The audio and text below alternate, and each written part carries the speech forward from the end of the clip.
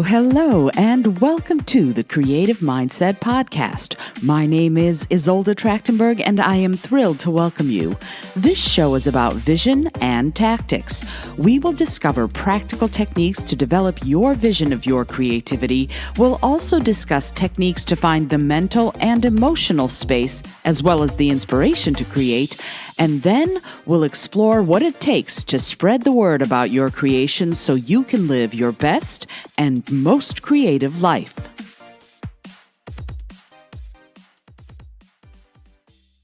Today's creative life has been all about preparation for a music job later this afternoon.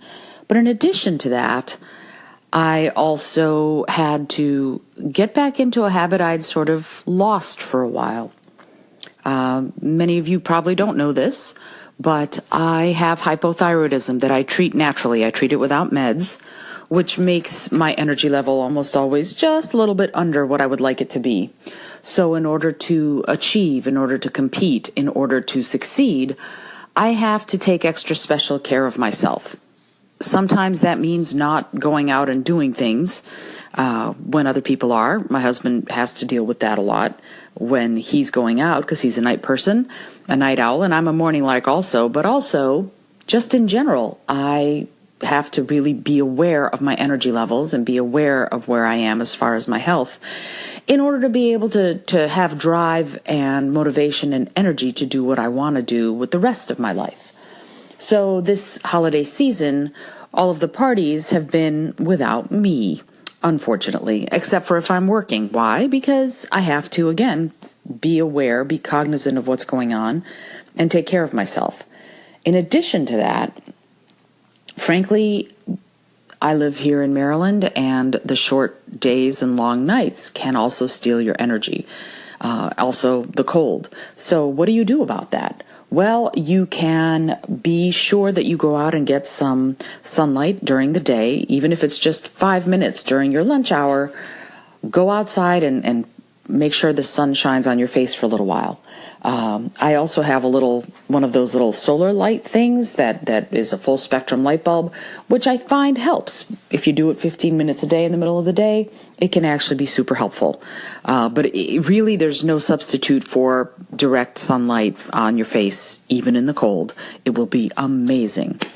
The other thing is that, especially for people who have hypothyroidism, our muscles are very reactive. What does that mean? It means that you stiffen up incredibly quickly. So if you have been sitting for a while, you'll find yourself getting really stiff because your metabolic rate is in the toilet, let's face it. And so the best thing that you can do for yourself if you do have hypothyroidism in that moment is move. In other words, get up, walk in place, take a walk, do some stretching, whatever it is you need to do. Oh, and before you stretch, always move for a little bit, march in place for like a minute or something. It'll be amazing for your energy level. It'll also keep you from stiffening up. There's something about hypothyroidism and the way your thyroid deals with your muscles and the energy going to your muscles, because it's an important little gland. You have to be cognizant. Again, this is about building awareness. You must be cognizant of whether or not you're feeling stiff, because that stiffness makes you not want to move even more. Then all of a sudden you're finding yourself sedentary.